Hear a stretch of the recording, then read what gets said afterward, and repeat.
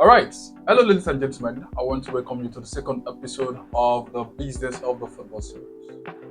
And I am your host, Chidi J. Mouse. So today we are going to be looking at structure. The word comes again. For the past 2 weeks, from the introduction to episode one, one of the most reoccurring word that keeps coming to us is the word structure, right?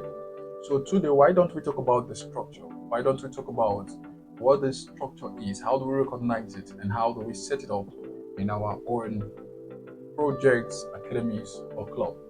And that is exactly what we'll be doing today. So, what is structure?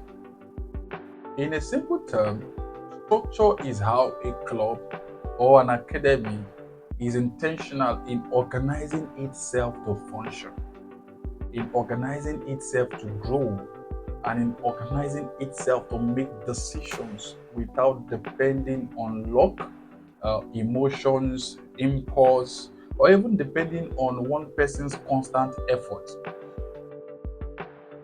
This is to tell you that structure is not money. Structure in itself is order. That is why you as a club or an academy, you don't need to be owned by a billionaire. You don't need to own those ultra modern facilities and infrastructures. But you don't even need a foreign exposure. I'm not saying it's bad per se, but you don't need a foreign exposure. Beautiful enough, you can be running an academy in a standard pitch and be operating with structure. And that is because a structured academy or a club is where people know their roles and their responsibilities. Decisions follows processes, activities follows plan, records are kept, standards are clear, and you do not need to operate only when the owner is present. In other words, that operations will go on in the absence of the owner. That is structure. And we're going to be looking at some of the basic systems a structured club or an academy should have. So, number one is a clear roles and responsibility. This is very, very vital. Every structured club must understand their roles. It must be defined. It must be clear. Who is doing this? Who runs the day-to-day activities in terms of decision making? Who is in charge of reaching out to parents? Who is in charge of negotiating with partners? Who is in charge of handling the social media? Who is in charge of financial records? Who is in charge of cleaning facility, your kids, and all the rest? So these roles and responsibilities must be clearly defined and apportioned, delegated to people. You doing everything as a club owner does not mean your club is structured. It's just merely surviving. And you don't have to be 10, 20 to have this in place. Even 2, 3 people can have a defined roles and responsibilities to carry out the operations of the project. So number 2 is financial discipline. Financial discipline. Financial discipline is very, very important, and this is one area that we've really worked on in Homo Bolas. Records need to be kept.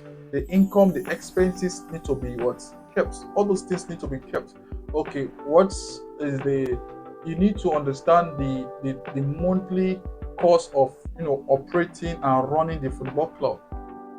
Where is the money going to? What are the major source of income that this club has been able to have over the years? So those financial records need to be kept. The club money have to be separated from the owner's money. No matter how small it is, let us know, okay, this is the money that is being generated by the club. You should be able to know if you are running at loss. Even if at the most of the project I have seen from club owners, sometimes that mostly self-funded. It's fine and good, but at least you should know that, okay, this club now, since operation, we've invested so and so amount on itself. This is the amount that's been able to remit as an entity. This is very, very important. Third is what operational plan. operating plan. It is very vital. Do not just go into every year without having an operating plan. You and your people need to sit down and ask yourself, okay, what do we want to achieve this season? What do we want to achieve this season? And how can we improve from last season? And not just where to improve from last season, it must be realistic.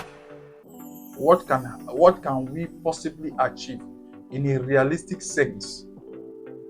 This is very, very key. And do not do all these things with your head. Make sure there are documentation. Write things down. It helps the club to remain structured.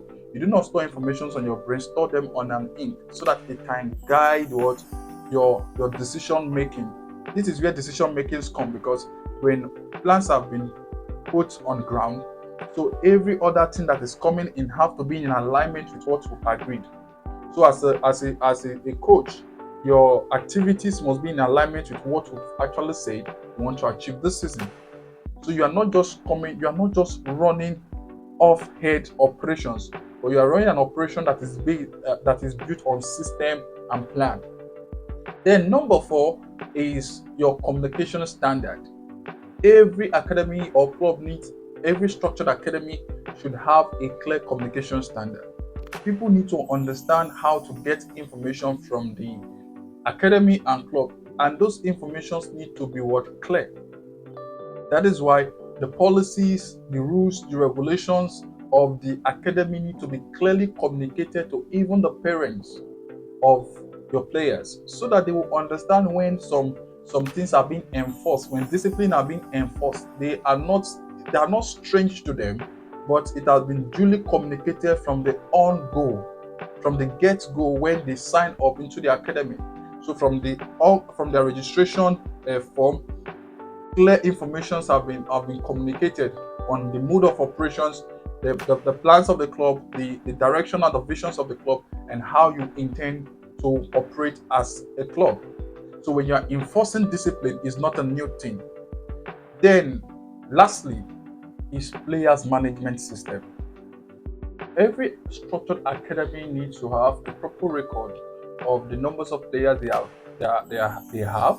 They need to also have a proper record of attendance.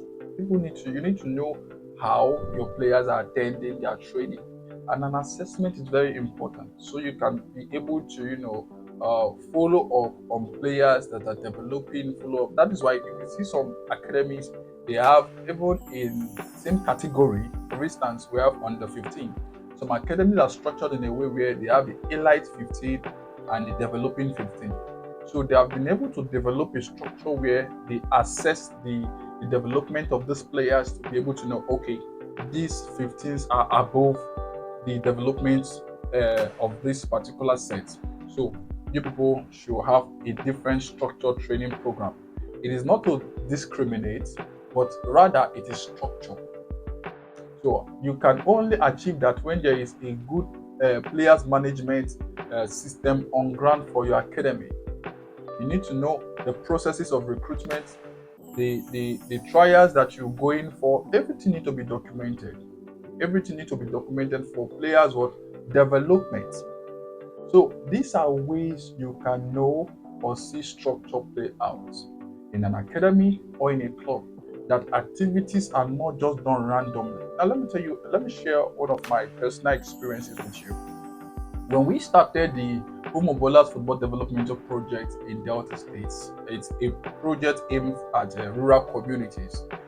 I called the coach Dan, because when we wanted to start all the projects, we enrolled the service of a coach. And I spoke with him. I told him, see, I don't want a system whereby you come to the field and that is when you start deciding what you want to train these boys.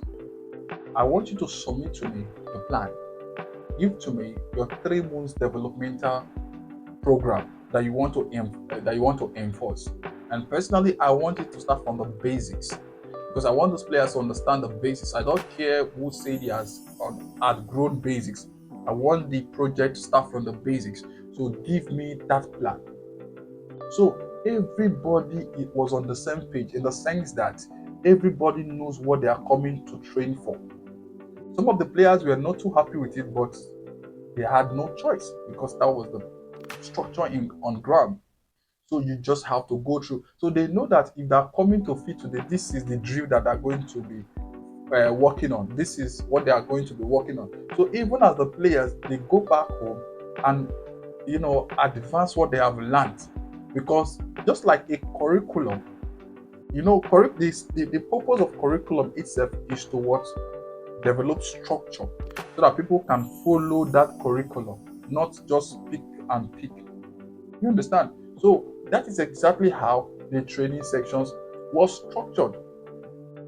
And as an academy, when you have these things in place, your decisions are not just going to be, impulse driven, but are going to be based on what? Processes. The activities is not going to be zigzags, but it's going to be based on what? Plans that you've set up. And if you do this stuff this year, your academy will be more positioned, well structured, for even investors to see that yes, this is an academy that have a vision. This is an academy that is well structured. This is an academy that understand what they are doing. When you do that, it can only get better. I believe this has helped you today. This is your amazing host, Chidi J Mouse.